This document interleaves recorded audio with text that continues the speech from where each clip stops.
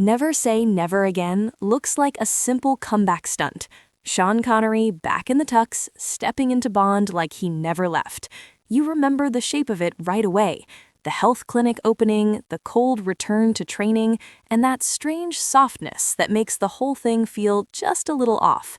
Then it hits the unforgettable stuff. Fatima Blush walking in like danger with a smile. A video game-style showdown that feels like Bond wandered into the future. Connery moving through it all with older, heavier confidence.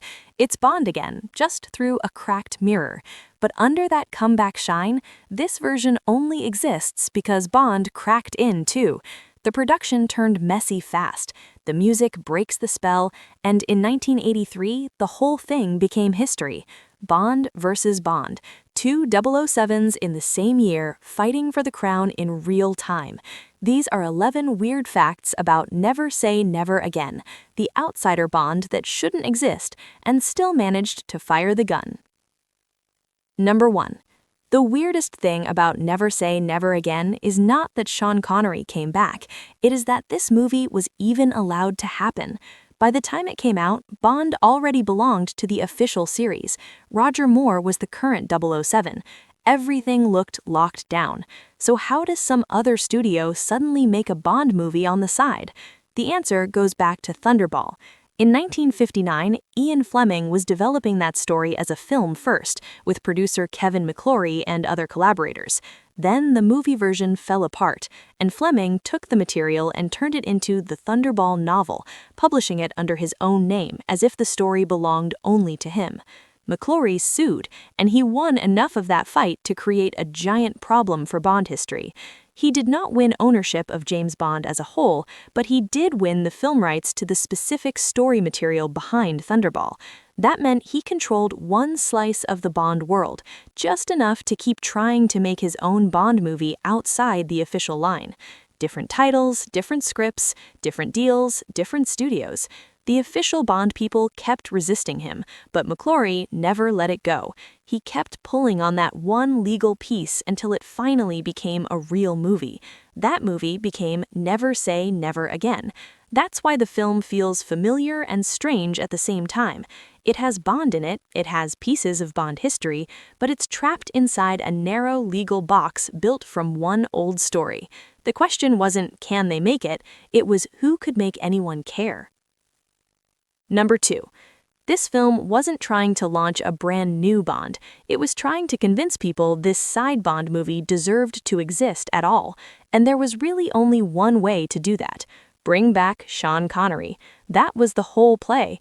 Timothy Dalton was already in the air as a future Bond, and James Brolin had been part of replacement talk, but those names only make sense inside the Eon series. This movie needed something much bigger than the next Bond. It needed the original Bond, and Connery knew exactly how much that was worth. He came back with leverage, reportedly getting around $3 million up front, plus a share of the profits, because everyone understood the same thing. Without Sean Connery, this movie is just a legal oddity. With Sean Connery, it becomes a real event. Connery was 52 when filming started, away from Bond for about 12 years. By franchise standards, that should have been a problem, but the film doesn't try to hide it. Connery plays Bond like someone who has been doing this too long, knows exactly how dangerous he is, and does not need to prove it every 5 minutes. The confidence is different. The humor is drier. The whole performance feels more relaxed and more amused. This movie could not beat the mainline Bond at its own game, so it reached for the one thing the official series did not have anymore: Sean Connery back in the tux, making it feel real. Number 3. Getting Sean Connery back was the first miracle. The next problem was just as important. Who was going to direct this thing? For a while, they chased the usual names. Richard Donner had muscle. Terrence Young had the original Bond DNA. But this wasn't a normal Bond job. It needed someone who could handle the baggage and make it feel intentional. Then Connery stepped in and wanted Irvin Kershner. That changed the whole shape of the project. Kershner had just come off The Empire Strikes Back, which meant he carried real prestige and knew how to handle a big franchise without it turning into empty spectacle. Connery already trusted him from their earlier work together on A Fine Madness. Kirshner brought a different instinct, more actor-focused, more character weight, less Bond machine. And he wasn't just different in approach, he was the first American ever to direct a Bond film. For a movie living outside the official line, it fit perfectly. Connery didn't come back to play it safe. He picked a director who made the whole comeback feel different from the inside out. Number 4. Once filming started, Connery's relationship with producer Schwartzman went bad fast. Connery didn't think Schwartzman had the experience to run a big Bond picture, and he didn't hide it. The tension got so bad that they barely spoke. On a movie this unstable, that is not just awkward, that is dangerous. The center of gravity shifted. Kirshner had to cover more, and so did Connery. Day by day, the film kept moving because the people on the floor were forcing it to move. Kim Basinger later said it was one of the worst experiences of her career. She hated the mood, clashed with Kirshner, and still came away seeing Connery as the person keeping the production alive. Even in the middle of a miserable shoot, the one figure people kept reading as stable was the star standing in front of the camera. Connery returned to play Bond, and then the movie started leaning on him like he was the one person on set who could stop it from shaking apart. Number 5. Then the money started going. The deeper the production got, the bigger and looser it became. The shoot dragged, footage piled up, scenes inflated. Kim Basinger later said there seemed to be enough leftover material for 2.5 more films. By the end, the budget had climbed to around $36 million, which for that era was massive. Action material started getting cut while the film was still being made, because it simply could not stay that big everywhere. The original money ran out, and Schwartzman had to start putting in his own money just to keep things moving. He later admitted he had badly underestimated what it actually cost to make a Bond film. By that point, this was no longer about ambition, it was about rescue. Sean Connery later described the whole experience as a bloody Mickey Mouse operation. That may be the cleanest review the production ever got. Number 6. You can bring back the face. You can bring back the tux, but if the music is wrong, Bond feels wrong. John Barry had already built the sound of Bond. Brass, strings, swagger, danger. The score wasn't decoration, it was identity. This movie could not get him. Barry stayed loyal to Eon, which left the production searching for a replacement at exactly the wrong time. The job went to Michel Legrand, an Oscar-winning composer with real talent, but his instincts pulled in a very different direction. Classic Bond music drives forward with force and command. Legrand's score slides into softer phrasing, jazzier textures, and a sax-heavy lounge vibe. Instead of menace, you get smoothness. The music could have helped close the gap between this film and the official series. Instead, it widened it. What makes it more frustrating is that James Horner was the original choice, but Connery apparently did not think he was right and wanted Legrand instead. So this was not just bad luck, it was a deliberate choice. Even the theme song doesn't do the heavy lifting. Lonnie Hall's Never Say Never Again plays fine in the moment, but it doesn't stick the way the great Bond songs do. Sean Connery made the movie look like Bond again. The score kept reminding you it was something else. Number 7. When people go back to Never Say Never Again, they may come for Sean Connery. A lot of them leave talking about Fatima Blush. Barbara Carrera does not play her like a typical Bond villainess, standing around the edges of the plot looking glamorous. She comes in like an attack. Leather, lace, ego, danger. That unstable energy that makes you think she could seduce you, shoot you, or enjoy both.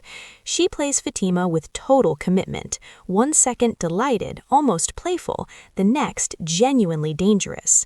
That constant swing is what gives the character life. She storms into the middle of the movie and makes the official plot feel less important than whatever she is about to do next.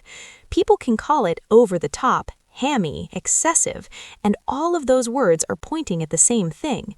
You cannot ignore her. The industry noticed too.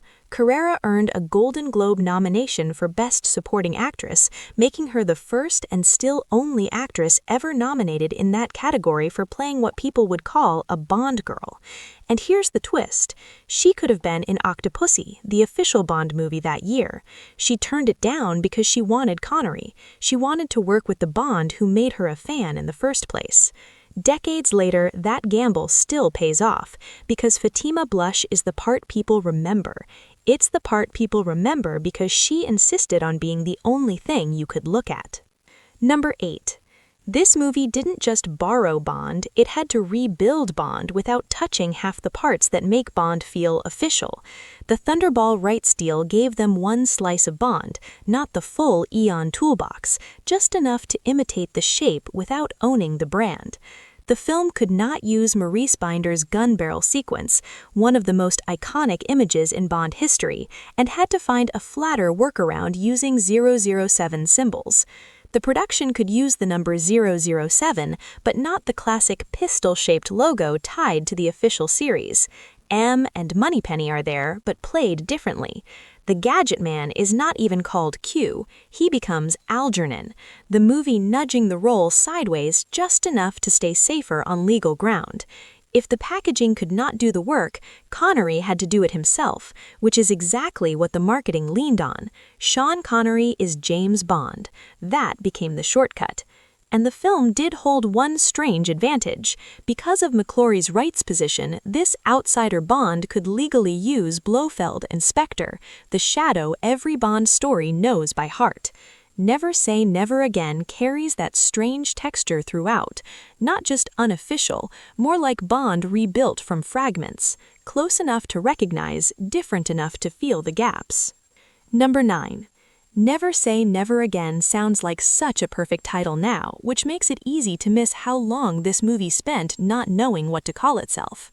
Early on, it carried the title Longitude 78 West. Later, it became Warhead, which sounds exactly like a movie trying to muscle into the spy action arms race of the 1970s. Then came James Bond of the Secret Service, a blunt label that still sounds stiff and desperate. None of those names solved the real problem. This was not just another Bond mission. This was Sean Connery coming back to the role he had very publicly walked away from. That was the real hook.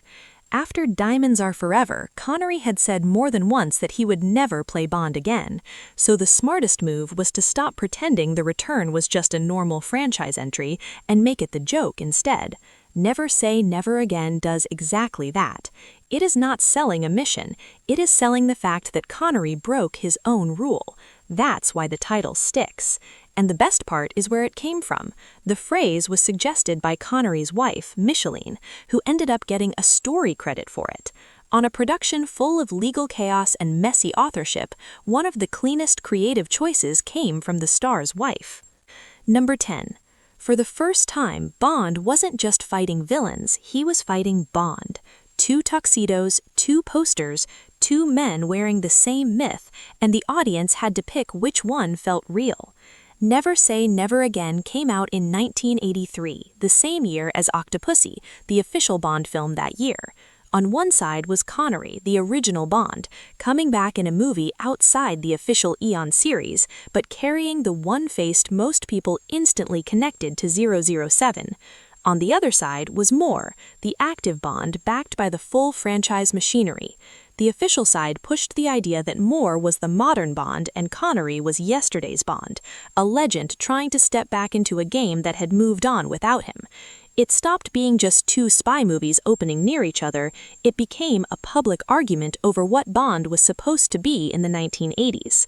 But most of the hostility lived outside the actors themselves. In real life, Roger Moore and Sean Connery were friends. While the studios and the headlines kept turning 1983 into Bond versus Bond, the 2 men in the middle handled it with far more class than the circus built around them. The fight was in the ads, the headlines, and the box office. The gentlemen stayed gentlemen. In straight box office terms, Octopussy won. It finished about $27 million ahead worldwide, so Roger Moore took the year. But Never Say Never Again did far too much business to look like a failed sideshow. It made about $55 million in North America and roughly $160 million worldwide. For an unofficial Bond film carrying years of legal baggage and constant comparison to the official series, that's a real hit. Once people saw it, reactions split. Critics noted that Connery still had presence, but the film felt off, too familiar in places because it was working from Thunderball again, too different in others because it lacked the full Bond machinery. Fans were divided differently. Some could not get past the unofficial nature of it. Others leaned into exactly what made it strange. For them, this was the real draw. Sean Connery's final Bond, older, drier, more worn down, and more openly irritated than the smoother fantasy version the official series usually preferred.